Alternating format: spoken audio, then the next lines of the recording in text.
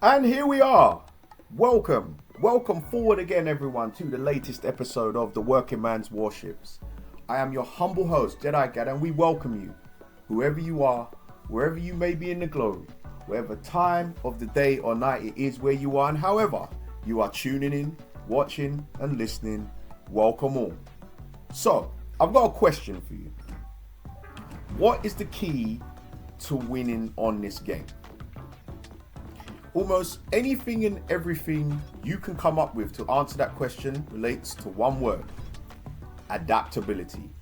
So, in order to be adaptable, sometimes you have to think outside the box. So with that in mind, today we are going to play the Napoli. Now, this is an excellent ship, but it has a key feature. As a cruiser, it has above average secondaries. Keep that in mind. So, we're using Vittorio Veneto. Now, advanced players will know this, but for those of you who don't, Vittorio Veneto is actually a battleship commander, not a cruiser or universal. She is a battleship commander. But what we're doing, we're going to use her on the Napoli because she will enhance the strengths of the ships. As you can see, the inspirations I've used are Haruna and Hippa. Why? Because of their secondary attributes. On this build, I've also got the Porcupine and Properly Meticulous, because again, we are going to play into those secondaries, and the secondaries are semi-armor piercing sap. They are excellent. Now, you can see here during this build, I've made a bit of a mistake at the beginning because I was going to use the secondary interest, but then I realized it's not applicable because we don't have the consumable. Got to pay attention to these details. So instead, we will go with running with scissors. Now, a quick check that none of that has affected the integrity of the ship. You can see here, fairly nice. We can work with that. And what we're going to do is we're going to run with the aiming systems mod 1 for our accuracy. We are going with the damage control system mod 2, usual stuff. Target acquisition system mod 1, and we are going with gunfire control system mod 2. Right now, I want you to remember everything I've just spoken to you about because we're thinking outside the box. Right? It would go against conventional wisdom to use a battleship commander on a cruiser, right? Well, mission brief. Not in this case. Do what you need to do to win. Right, we're on the Atlantic. It's a domination game. And keep in mind what I said about doing what you need to do to win. Because never underestimate the ability of your teammates to mess it up. Right, so on the Atlantic, obviously being legendary, we're top tier. There's only one destroyer, and ours is a Shimakaze. And the Shimakaze has spawned over to the east. Now, I don't like spawning in the middle unless it's two brothers. Because once spotted, you can become the center of attention, and then you are susceptible to the dreaded crossfires. You don't want to be getting shot at from all angles. So, what I've opted to do here is to go in the direction of the Shimakaze. Why? Because he's the destroyer. He's going to be able to spot for us. Right? Yeah. That's what he's going to do. But you'll notice he's not doing anything at the moment. He's just kind of there. This is a bit of a worry. Because with only one destroyer in the game, it means I'm going to have to do the spotting with my face. And it means if the enemy destroyer spots us and we can't see what's going on, we are then going to open ourselves up to a blapping from the variety of battleships that the enemy team has on offer. But we still got to keep it going because we can't sit around waiting. There is only one destroyer, so we're going to have to take our chances that that one destroyer may spawn somewhere else and won't spot us. Right? So that we can continue about our way, doing what we need to do and not run the risk of being seen but not be able to see. So we're going to keep going right up here to the northeast because we want to start getting in and around the base. And Shimakaze still hasn't moved. I mean, Montana's moving, but he's going in the opposite direction. This is all very concerning at the start of a battle. Positioning is key, and every second you waste could come back to bite you because your enemy is on the move. So Victoria's over here, and I'm looking at him thinking, he's going to beach, isn't he? So we'll just keep an eye on him. We can see over here there's a Rhode Island as well, but he's behind the island. And now Victoria predictably is beached. So we're going to start with the Victoria, smoke up, and try and engage him. But mistake! Shimakaze's behind me. So the smoke screen works both ways. He can't see the Victoria. Fortunately, Victoria fires his guns, and now we can start getting busy. Now, one thing you'll notice about this Napoli, the accurate, look at that dispersion! Look how accurate those guns are, it's lovely. That's why you see me switch to AP, because I'm thinking I can do some real damage to this man with that kind of dispersion working in my favor. And he disappears. Just as Shimakaze comes around the front. How annoying. But he'll come back at some point, and then we see the Yoshino. I'm like, I can smell a citadel here. This could be real damage. Here we go, and not what I was hoping. However, unfortunately for Yoshino, I can only assume that's the Montana. He does do some real damage, and he is now turning tail after he got his butt kicked. So we're going to try and still keep him under pressure. He gets a fire on us, and I see those torpedoes, so it's time to turn out and perform evasive maneuvers. So Shimakaze's woken up, and he is now beginning to turn the tide, which is good. So we're going to keep the pressure on Yoshino, see if we can finish him off, and make sure that we're not too exposed, because as you can see, we are surrounded. Up there, right in the far northeast, you can see there is another battleship coming around there, and there's all sorts of danger, so we want to turn out and minimize the damage we're going to take while simultaneously keeping the pressure on Yoshino. Torpedoes all over the place, gotta be on the move. So we've angled just enough so that we don't get hit by the shells coming from the northeast, and so that we can still shoot at the Victoria and not get hit by the torpedoes. You must maintain the agility of your cruiser. It is important in battles. So here comes the destroyer. He pops his head out, and immediately my secondaries get to work. Now remember how we built this ship. Okay, those SAP secondaries are deadly, right? The other thing that's deadly is the Rhode Island, who is over on the horizon shooting at us. Now, I want to be in a position to hit this destroyer, but at the same time, Rhode Island could be a problem. We barely tapped the destroyer, but the real damage is going to start being done, A, by our teammate, and B, by these secondaries. They are a problem. This is why we built the ship this way. You see, look at that. Just an endless supply of secondaries, and down goes the destroyer. And this is what we want.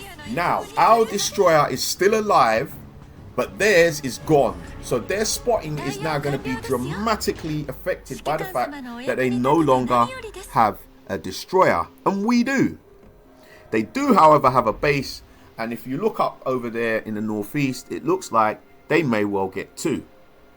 So this game is still in the balance, even though we've got rid of the enemy destroyer. Now, note to self and all others.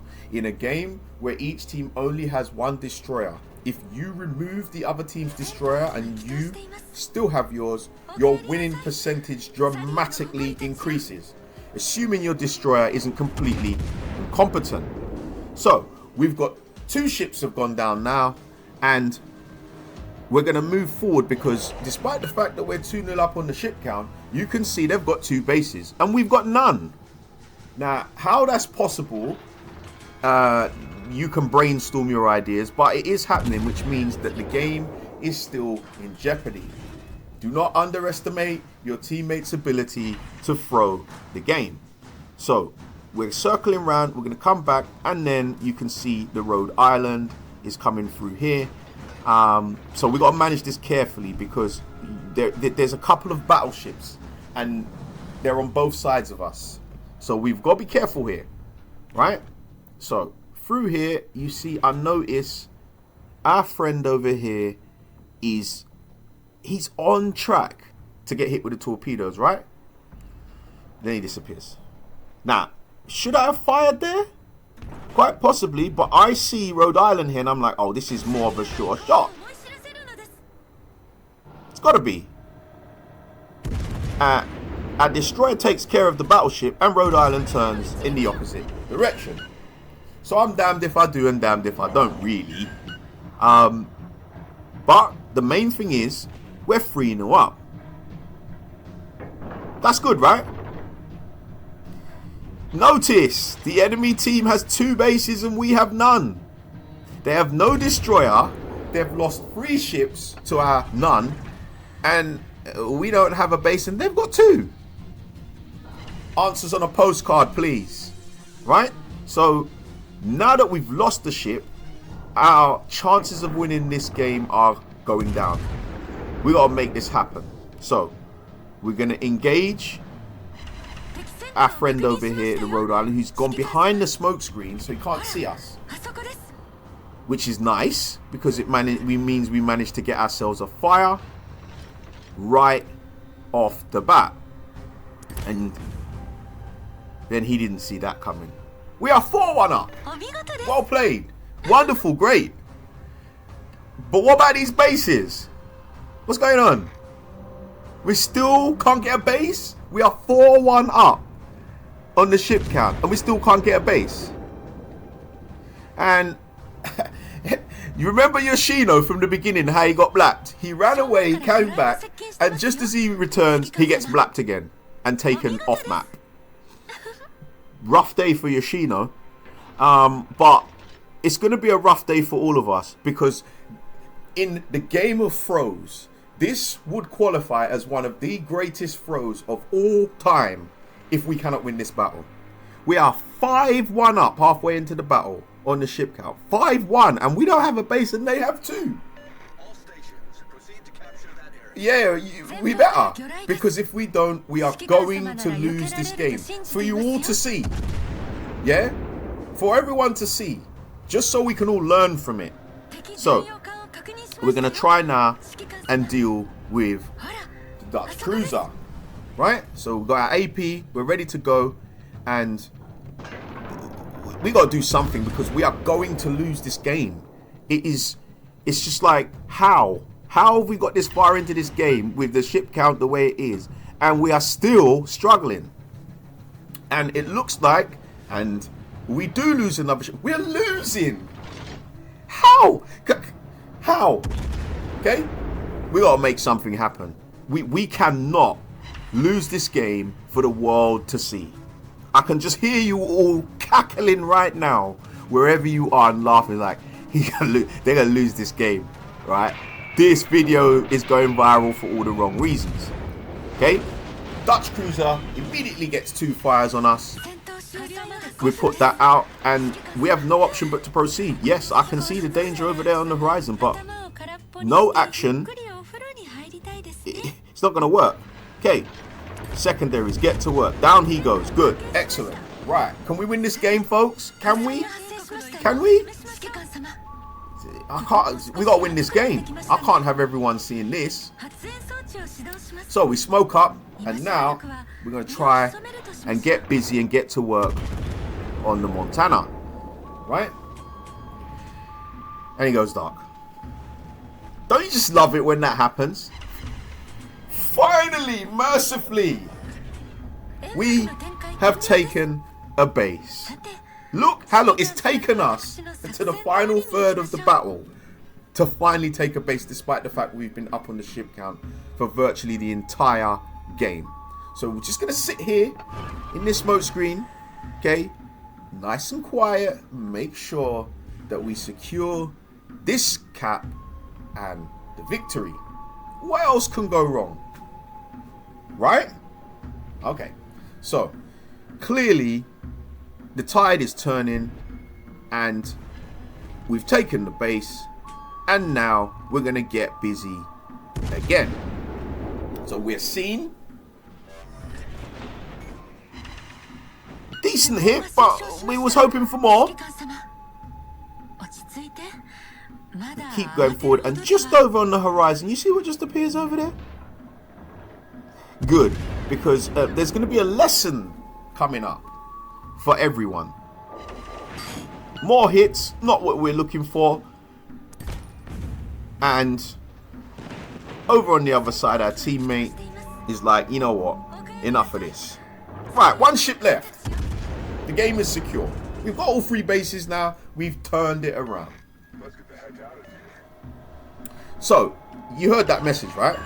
Now, we have got some more damage to get here. So immediately we're going to get to work here on Montana. Now, Montana is going to give us all a lesson in overmatching. For those who don't know, that is when a ship that is shooting at you can penetrate, can pen your ship from all angles because you are overmatched. Now, I was told to get back. I ain't going back. I'm going to deal with this Montana. Overmatching. New players. Note well. But you know what? It's only him left. Even if I get done here, we're still going to win anyway. So I'm going forward. I want this Montana dealt with. Right? I've got my heal. You know, what's the worst that can happen here? What? Let's go. You are going down. And Montana's reply? No. You may not realize how this overmatching thing works. You, Napoli, are going down. I might lose this game, but you need to learn a lesson and teach your viewers about overmatching. And that there is how you get overmatched. Now, in this particular situation, it matters not. We're still going to win. We've turned it around. And at the end, I'm just trying to accumulate more damage, more points, more XP. But please do remember that in a tight game, don't do that. Don't try that at home, kids. I did that because I had nothing to lose. Do not do that in a tight game. You are going to be responsible for a bunch of control pads getting smashed all over the globe when people realize how you threw that game. Fortunately for us, we didn't throw this game. But we were on course there for a while for the greatest throw of all time. But we've turned it around. And we get the victory. Now, think outside the box. Sometimes unorthodox methods are required to win. And if you like what we're doing over here, like, subscribe, share, and we will see you all on the next episode of the Working Man's Warships. Take care, folks.